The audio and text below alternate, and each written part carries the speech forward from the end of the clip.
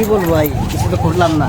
যে মানুষ একসময় ভিডিও বানিয়ে তরুণদের মাঝে জনপ্রিয়তা পেয়েছিল, সেই কন্টেন্ট ক্রিয়েটর RS ফাহিম আজ জনতার মাঝে ঘেরাও হয়ে পড়লেন।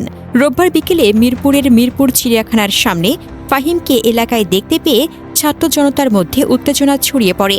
বৈষম্য বিরোধী ছাত্র আন্দোলন ঘিরে তার ভূমিকা নিয়ে আগের বিতর্কের জেরে সেখানে স্লোগান ও বাকবিতণ্ডা শুরু হয়, যা এক পর্যায়ে তীব্র রূপ নেয়।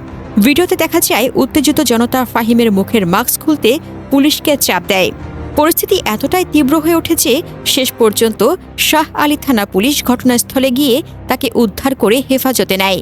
প্রত্যক্ষদর্শীরা বলছেন, ফাহিমকে দেখামাত্রই ক্ষোভ ছড়িয়ে পড়ে চারদিকে। বিশেষ করে বৈষম্য বিরোধী ছাত্র আন্দোলন ঘিরে তার ভূমিকা নিয়ে আগে থেকেই বিতর্ক ছিল। অভিযোগ ছিল তিনি অর্থের বিনিময়ে শিক্ষার্থীদের বিপক্ষে অবস্থান নিয়েছিলেন। এই অভিযোগ থেকে জমে থাকা ক্ষোভ সেদিন বিস্ফোরিত হয় জনতার মাঝে। পুলিশ জানিয়েছে তাকে গ্রেপ্তার নয়, বরং নিরাপত্তার স্বার্থে হেফাজতে নেওয়া হয়েছে, কারণ পরিস্থিতি দ্রুত সহিংস রূপ নিচ্ছিল। একই সঙ্গে জানানো হয়েছে, জুলাই মাসের বিভিন্ন ঘটনার সঙ্গে জড়িত একাধিক মামলার তথ্য পাওয়া গেছে, যেগুলো এখন যাচাই করা হচ্ছে। আটকের ঠিক আগে সামাজিক যোগাযোগ মাধ্যমে দেওয়া এক স্ট্যাটাসে ফাহিম দাবি করেন, তাকে পরিকল্পিতভাবে টার্গেট করা হয়েছে, তার বিরুদ্ধে মব তৈরি করা হয়েছে। আনা অভিযোগগুলো সত্য নয়, একদিন সত্য প্রকাশ পাবে। তবে অনেকে বলছে, একই সময়ে সমপরিমাণ বা তার চেয়ে অনেক কম অপরাধে অভিযুক্ত তৌহিদ আফ্রিদি জেলের ঘানি টেনে চলছেন। ফলে দেশজুড়ে প্রশ্ন উঠেছিল, RS ফাহিমের খুঁটির জোর কোথায়?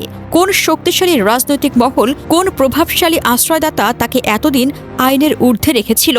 জনতা বলছিল তার পেছনে আওয়ামী লীগের গভীর নেটওয়ার্ক এবং অন্ধকার শক্তির হাত রয়েছে। কিন্তু জনতার অব্যাহত চাপ, সামাজিক মাধ্যমের তোলপাড়, বিভিন্ন সংগঠনের আল্টিমেটাম এবং রাস্তায় রাস্তায় ক্ষোভের আগুন, সবকিছুর মুখে RS ফাহিমের সেই অঘোষিত খুঁটির জোর একদম ভেঙে পড়েছে। দেশে ফিরে শোডাউন করে বাদশামে বাদশাহ গান বাজিয়ে ঢাকা দাবড়ানোর সাহস আর টেকেনি। অবশেষে গ্রেফতার হয়েছেন তিনি।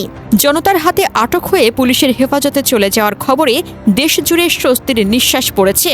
এ ঘটনা প্রমাণ করে দিয়েছে, কোনো অঘোষিত ক্ষমতা, কোনো রাজনৈতিক খুঁটির জোর, কোনো আশ্রয়দাতার ছত্রছায়া চিরকাল টেকে না। যখন জুলাই বিপ্লবের চেতনায় জনতা ঐক্যবদ্ধ হয়, যখন সত্য ও ন্যায়ের দাবি রাস্তায়, মাঠে, সোশ্যাল মিডিয়ায় গর্জে ওঠে, তখন সবচেয়ে শক্তিশালী অজেয় ব্যক্তিও ধরাশায়ী হয়। ফাহিমের গ্রেপ্তার সেই জনরোষেরই বিজয়, যারা অতীতে ফ্যাসিস্ট শাসনের দালালি করে ছাত্র জনতার রক্ত ঝরিয়েছে, যারা ক্ষমতার অপব্যবহার করে দেশটাকে লুটপাট করেছে, তাদের প্রত্যেককে একদিন না একদিন জবাবদিহি করতেই হবে। RS ফাহিমের ক্ষেত্রে জনতার চাপই সেই প্রথম ধাপ। এখন সময় এসেছে পুরোপুরি স্বচ্ছ তদন্ত, দ্রুত বিচার এবং দৃষ্টান্তমূলক শাস্তির, যাতে ভবিষ্যতে কোনো ফাহিম টাইপ ব্যক্তি আর কোনো আওয়ামী লীগের ছায়ায় বসে দেশ ও জনতার বিরুদ্ধে ষড়যন্ত্র করার সাহস না পায়। এই গ্রেফতার আরও অনেককে সতর্ক করুক, ক্ষমতা চিরস্থায়ী নয়, জনতার রোষ অমোঘ।